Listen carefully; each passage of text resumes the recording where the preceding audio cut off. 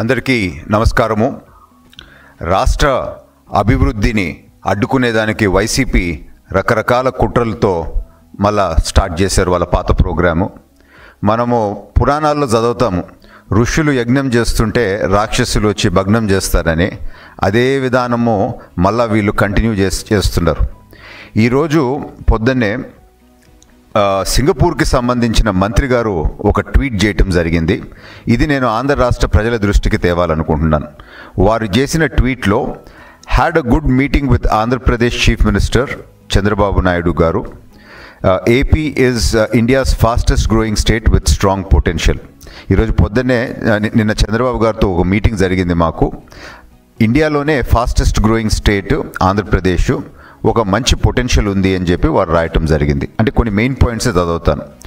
During mister Naidu's tenure 2014 and 19, Singapore supported AP in development of its capital.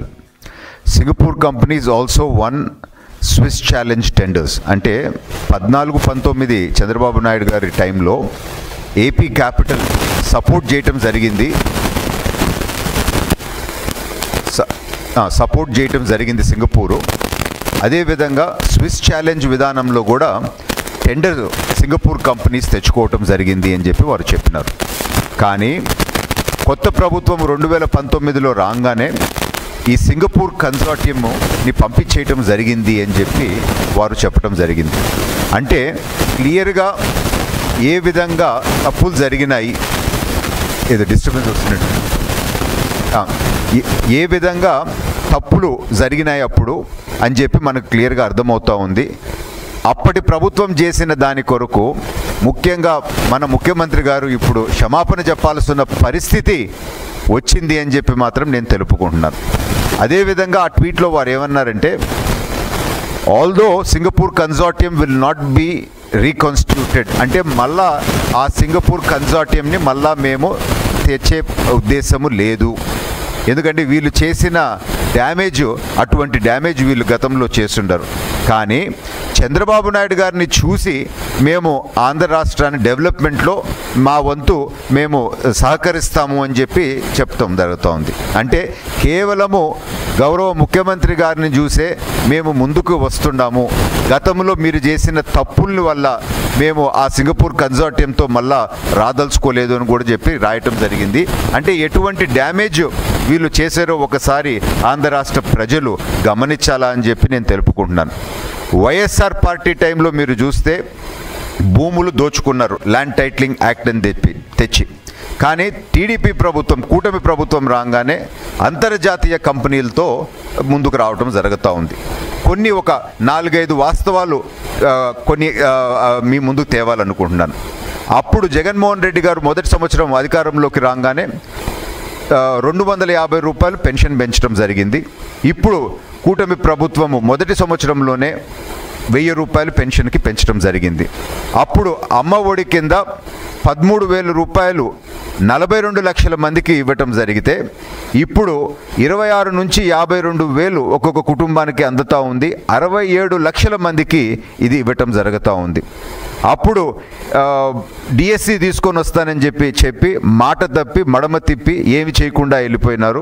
ఇప్పుడు మొదటి సంవత్సరంలోనే 16,347 ఉద్యోగాలు కలిగటం జరిగింది డిఎస్సి ద్వారా. అప్పుడు అన్నా క్యాంటీన్ని రద్దు చేయటం జరిగింది.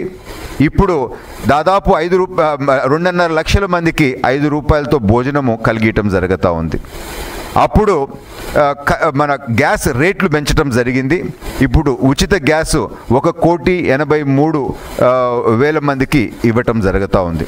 23-24లో కేవలము 41 లక్షల మెట్రిక్ టన్నుల ధాన్యం స్వీకరిస్తే ఈరోజు అదే 55 లక్షల మెట్రిక్ టన్నులు 13,000 కోట్లతో సేకరించడము ప్రభుత్వం జరిగింది అని చెప్పి ఇట్లా చదువుకుంటూ పోతే లిస్టు చాలా ఎక్కువ ఉంది. సో వాళ్ళు చేసే దుష్ప్రచారాలు, ఇక్కడ జరిగిన వాస్తవాలు కొన్ని ప్రజల దృష్టికి నేను తీసుకొని రావటం జరుగుతూ ఉంది. సిబిఎన్ గారు పరిశ్రమల్ని తెచ్చేందుకు, భవిష్యత్తు బాగా చేసేదాని కొరకు ప్రయత్నిస్తూ ఉంటే తాడేపల్లి ప్యాలెస్లో వాళ్ళకి భయం చుట్టుకుంది. ఏమని అంటే, మేము ఇంకా ఉండలేమేమో, ఇంకా మాకు ఫ్యూచర్ లేదేమో అని చెప్పి రకరకాల కుట్రలతో ఎట్లా అడ్డుకోవాలా అని చెప్పి ఈరోజు ప్రయత్నాలు చేస్తూ ఉండరు. చనిపోయే వైసీపీ పార్టీని ఎట్లా కాపాడుకోవాలా అని చెప్పి ప్రయత్నాలు చేస్తూ ఉండరు. ఇప్పుడు చూస్తే గత కొన్ని రోజుల్లో మీడియాలో కూడా ఏమంటున్నారు, జగన్మోహన్ రెడ్డి గారి ప్రాణానికి హాని ఉందని చెప్పి ఒక కొత్త డ్రామా మొదలుపెట్టినారు. జగన్మోహన్ రెడ్డి గారిని ఎవరన్నా హాని చేస్తారా? ఈ చంపేది, గొడ్డలిది ఇటువంటి సంస్కృతి పేటెంట్ వైఎస్ఆర్ వాళ్ళకే ఉంది. నేను ఒక ఎగ్జాంపుల్ చెప్పాలనుకున్నాను. నిన్న హైదరాబాద్ నుంచి నేను విజయవాడకి వస్తూ ఉంటే మా ఆఫీస్కి సంబంధించిన స్టాఫ్ నాకు గంట ముందే, నేను హైదరాబాద్లో టేక్ ఆఫ్ కాకముందే, కారు లోపలికి పోనీయట్లేదు సార్ ఎయిర్పోర్ట్ లోపలికి అని అన్నాడు. ఎందుకు అని అంటే జగన్మోహన్ రెడ్డి వస్తున్నాడంట, సెక్యూరిటీ కొరకు పోనీయట్లేదని. అంటే జగన్మోహన్ రెడ్డి వస్తున్నాడు అని అంటే గంట ముందే వెహికల్స్ పోనీయకుండా ఆపుతుండి అటువంటి సెక్యూరిటీ ఇస్తున్నారు అని అంటే ఆ సిఐది అతి ఉత్సాహమో లేకపోతే మరి అటువంటి సెక్యూరిటీ ఇస్తున్నారో ఒకసారి ప్రజలు గమనించాలా అని చెప్పి నేను కోరుకుంటూ, ముఖ్యమంత్రి గారు క్లియర్గా చెప్పినారు విఐపి మూమెంట్ ఉంటే 5 నిమిషాల కన్నా ఆపకూడదని. అటువంటిది గంట ముందే మనుషులు పోనీయకుండా ఆపినాడు అని అంటే ఎటువంటి సెక్యూరిటీ జగన్మోహన్ రెడ్డికి వస్తూ ఉంది, కానీ ప్రజల్లో మాత్రము ప్రాణహాని ఉంది అని చెప్పి ఏదో దుష్ప్రచారాలు చేసుకుంటూ పబ్లిక్ సింపతి తెచ్చుకునేదానికి ప్రయత్నిస్తున్నారు అని చెప్పి మనం తెలుపుకుంటున్నాం. రాష్ట్రంలో ఈరోజు పరిశ్రమలు, పెట్టుబడులు రాకుండా జగన్మోహన్ రెడ్డి కుట్రలు పన్నుతున్నాడు. కొన్ని మీకు ప్రజల దృష్టికి తేవాలి. అమరావతికి లోన్ కోసము వరల్డ్ బ్యాంక్ దగ్గరికి మనం అప్రోచ్ అయితే ఇవ్వద్దు, ఇక్కడ రకరకాల సమస్యలు ఉన్నాయి, ఈ లోన్ వేస్ట్ అయిపోద్ది, ఈ అమరావతి రాదు అని చెప్పి వరల్డ్ బ్యాంక్కి మీరు కంప్లైంట్ చేసింది వాస్తవము కాదా అని చెప్పి నేను ఈరోజు చెప్తున్నాను. అదే అమరావతిలో ఎవరైనా ఇన్వెస్టర్స్ వస్తే రావద్దు, ఫ్యూచర్లో మేము దీన్ని అడ్డుకుంటాము అని చెప్పి మీరు సంకేతాలు ఇస్తుండేది వాస్తవము కాదా? అదేవిధంగా ప్రభుత్వానికి లోన్స్ తెచ్చేదానికి బ్యాంకుల దగ్గరికి పోతే ప్రభుత్వము దివాళా తీసే పరిస్థితిలో ఉంది, లోన్లు ఇవ్వద్దు అని అనేక బ్యాంకులకి మీరు ఈమెయిల్స్ పెట్టింది వాస్తవము కాదా? అదేవిధంగా ఆంధ్ర రాష్ట్రంలో కంపెనీలు ఇన్వెస్ట్మెంట్ చేస్తాము అని చెప్పి వస్తుంటే ఈడ పెట్టొద్దు, ఈడ రిస్క్ ఎక్కువ ఉంది, ఈడ పరిస్థితులు సరిగ్గా లేవు అని చెప్పి ఆ కంపెనీలను కూడా మీరు ఈమెయిల్స్ పెట్టి వాళ్ళకి ఫోన్లు చేసి బెదిరించటాలు వాస్తవం కాదా అని చెప్పి నేను ఈరోజు సూటిగా ప్రశ్నిస్తూ ఉన్నాను. పరిశ్రమల్ని ఆకర్షించేదానికి ఈరోజు కొత్త పాలసీలు తేవటం జరిగింది. IT policy, food processing policy, MSME policy, electronic policies అని అట్లా దాదాపు 22 కొత్త పాలసీలు కూటమి ప్రభుత్వం తీసుకొని రావటం జరిగింది. Andhra Pradesh pro business, industry friendly, one of the best states in India అని చెప్పి ఈరోజు భారతదేశం అంతా మాట్లాడుతూ ఉంది. అనేక సార్లు నేషనల్ మీడియాలో కూడా లోకేష్ గారు ఏ విధంగా కంపెనీల్ని ఆకర్షిస్తున్నారు అని చెప్పి అనేక సార్లు నేషనల్ మీడియాలో ఈ అంశం గురించి వాళ్ళు ప్రస్తావించడం కూడా జరిగింది. అంటే ఇంత అద్భుతమైన పని జరుగుతూ ఉంటే దాన్ని అడ్డుకునే ప్రయత్నాలు ఏ విధంగా చేస్తూ ఉంది వైసీపీ అని చెప్పి నేను తెలుపుకుంటున్నాను. ఏమి చేసింది కూటమి ప్రభుత్వం ఈ సంవత్సరం రోజుల్లో అంటే దాదాపు 10 లక్షల కోట్ల పెట్టుబడులు తీసుకొని రావటం జరిగింది. 8,50,000 ఉద్యోగాలు దాని ద్వారా కల్పిస్తారు, కమిట్మెంట్ ఉంది అని చెప్పి కూడా తెలుపటం జరుగుతూ ఉంది. అదే జగన్మోహన్ రెడ్డి మొదటి సంవత్సరం మీరు చూస్తే 1,80,000 కోట్ల పెట్టుబడులు తరిమేశాడు. ఫ్రాంక్లిన్ టెంపుల్టన్ని తరిమేశారు, హెచ్సిఎల్ని తరిమేశారు, ఐబిఎం కంపెనీని తరిమేశారు, హెచ్ఎస్బిసిని తరిపేశారు, లూలు గ్రూపు, తర్వాత అమర్ రాజా, ఇట్లా మన కియా కంపెనీకి 17 అనుబంధ సంస్థల్ని తరిమేశారు, అశోక్ లేలాండ్ని తరిమేశారు, అండ్ అమర్ రాజా బ్యాటరీని తరిమేశారు. అట్లా అనేక కంపెనీలను తరిమేసిన ఘనత వైఎస్ఆర్ పార్టీకి దక్కింది. సో అప్పుడు అందరూ అనేవాళ్ళు సాఫ్ట్వేర్ని తరిమేశారు, హార్డ్వేర్ని తరిమేశారు, చివరికి అండర్వేర్ కంపెనీ, జాకీ కంపెనీని కూడా తరిమేసిన ఘనత వైసీపీకి దక్కింది అని చెప్పి నేను గుర్తు చేస్తూ ఉన్నాను. దాదాపు చూస్తే వైఎస్ఆర్ టైంలో ఒక 10 లక్షల కోట్లు పైగా పెట్టుబడులు రాష్ట్రానికి రాకుండా వెళ్ళిపోయినాయని చెప్పి మాత్రము మనకి ఒక అంచనా రావటం జరుగుతూ ఉంది. మరొకటి గుర్తు చేయాలి, ఆ టైంలో కరెంట్ కంపెనీలు ఏ రెన్యూబుల్ ఎనర్జీ కంపెనీస్ ఉన్నాయో ఆ అగ్రిమెంట్స్ కూడా మీరు క్యాన్సిల్ చేయటం జరిగింది. కేంద్ర ప్రభుత్వం వచ్చి మీరు చేసేది తప్పు, అది చేయొద్దు, రాష్ట్రానికే కాదు దేశానికి ఇబ్బంది అవుద్ది అని చెప్పి అనేక సార్లు మీకు చెప్పినా మీరు పట్టించుకోకుండా కొన్ని అగ్రిమెంట్స్ మీరు క్యాన్సిల్ చేశారు. వాళ్ళు ఏం చేశారు, కోర్టుకు పోయి ఆర్డర్లు తెచ్చుకొని దాదాపు 12,600 కోట్లు కరెంటు వాడకపోయినా కానీ ఫ్రీగా వాళ్ళకి మనం కట్టించాల్సి వచ్చింది. సో ఈ 12,600 కోట్లకి కేవలము జగన్మోహన్ రెడ్డి ప్రజల డబ్బులు దుర్వినియోగం చేసిన మనిషి కాదా అని చెప్పి నేను ఈరోజు ప్రశ్నిస్తూ ఉన్నాను. అదే సమయంలో ఈ అగ్రిమెంట్స్ క్యాన్సిల్ చేసినప్పుడు జపాన్ అంబాసిడర్ కూడా ఆంధ్ర రాష్ట్రంలో ఫైనాన్షియల్ టెర్రరిజం జరుగుతుంది అని చెప్పిన మాట వాస్తవము కాదా అని చెప్పి నేను ఈరోజు ప్రశ్నిస్తూ ఉన్నాను. వైఎస్ఆర్ ప్రభుత్వము ఏమి పెట్టుబడులు మీరు తెచ్చినారు అని చెప్పి అప్పుడు మేము ప్రశ్నిస్తే ఇప్పుడే పిట్ట గుడ్డు పెట్టింది అని చెప్పి దాదాపు 5 సంవత్సరాలు ఆ గుడ్డు పిట్ట అని చెప్పి మాటలు చెప్పి మీరు టైంపాస్ చేసి మీరు వెళ్ళిపోయినారు ఏం చేయకుండా అని చెప్పి మాత్రము తెలుపుకుంటున్నాను. మరొక దుష్ప్రచారం, ఉర్సా కి 95 పైసలకే భూములు ఇచ్చినారు అని చెప్పి దుష్ప్రచారం మీరు ఈరోజు చేస్తున్నారు. ఎక్కడ అని చెప్తే దాన్ని నిరూపించలేకపోయినారు.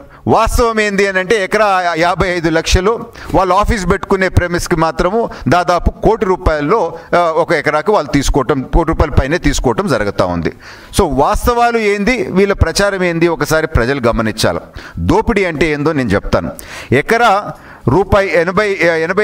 రూపాయలకి చొప్పున 43.6 ఏకర్స్ రాష్ట్రంలో ఉండే మంచి ఏరియాల్లో ఉండే భూములన్నీ వైసీపీ కార్యాలయాలకి జగన్మోహన్ రెడ్డి కేటాయించుకున్నాడు. అంటే 87 రూపాయలు లెక్కన 43 ఎకరాల 0.6 మీరు చేసినారు అని అంటే ఇది దోపిడీ.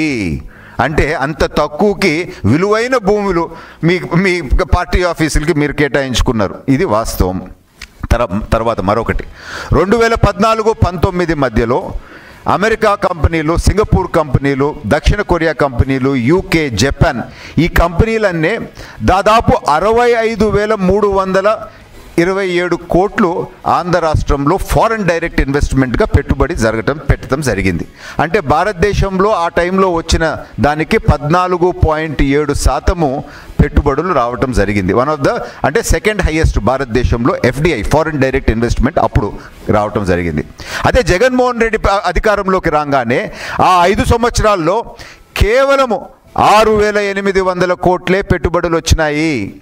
అంటే భారతదేశంలో అన్ని రాష్ట్రాల కన్నా తక్కువ పెట్టుబడి వచ్చింది. బ్యాక్వర్డ్ స్టేట్స్ చిన్న చిన్న రాష్ట్రాలకు కూడా మనకన్నా ఎక్కువ వచ్చింది. అంటే ఇన్వెస్టర్స్కి, ఫారెన్ ఇన్వెస్టర్స్కి ఈ రాష్ట్రం పైన నమ్మకం పూర్తిగా కోల్పోయినారు అని చెప్పేదానికి ఇంతకన్నా నిదర్శనం మరొకటి లేదు అని చెప్పి నేను తెలుపుకుంటున్నాను. మరొకటి, జగన్మోహన్ రెడ్డి గారు అప్పుడు కోర్టు పర్మిషన్ తీసుకొని నేను డావోస్కి పోవాలా అని చెప్పి సతీ సమేతంగా ఒక ప్రైవేటు విమానంలో డావోస్ పర్యటన చేస్తున్నారు. పెట్టుబడులు తీసుకొని రాలేదు, కేవలము అదొక ఫ్యామిలీ ఎక్స్కర్షన్ రకంగా ప్రజల డబ్బుతో ఒక ట్రిప్ చేసుకొని వచ్చినారు అని చెప్పి మాత్రం ఈరోజు మరొకసారి నేను గుర్తు చేస్తూ ఉన్నాను.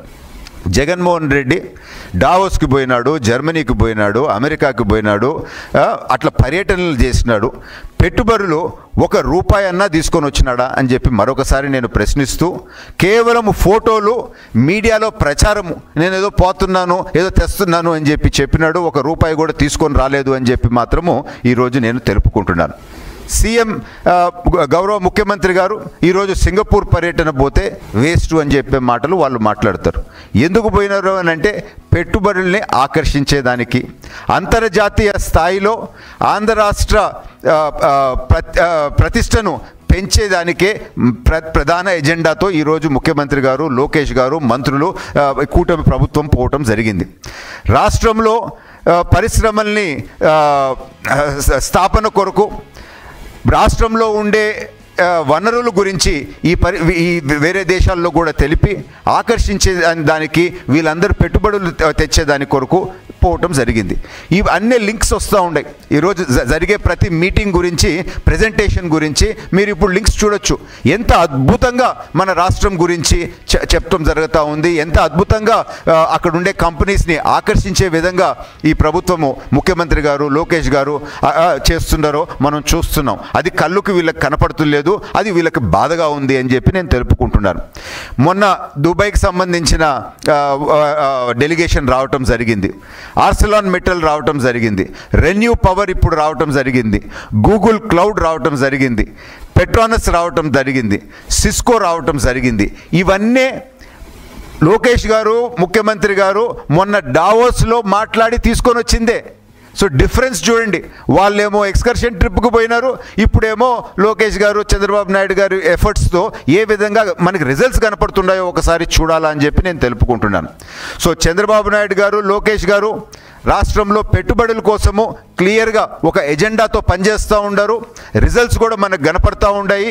అదే జగన్మోహన్ రెడ్డి గారు మాత్రము గతంలో పబ్లిసిటీ అండ్ కేవలము ఫ్యామిలీ టూర్సే చేసినారు అని చెప్పి మరొకసారి నేను తెలుపుకుంటూ, ఇప్పటికైనా ప్రజలు మిమ్మల్ని తిరస్కరించినారు, మీరు వద్దు అని చెప్పి మిమ్మల్ని ఇంటికి పంపించేసినారు.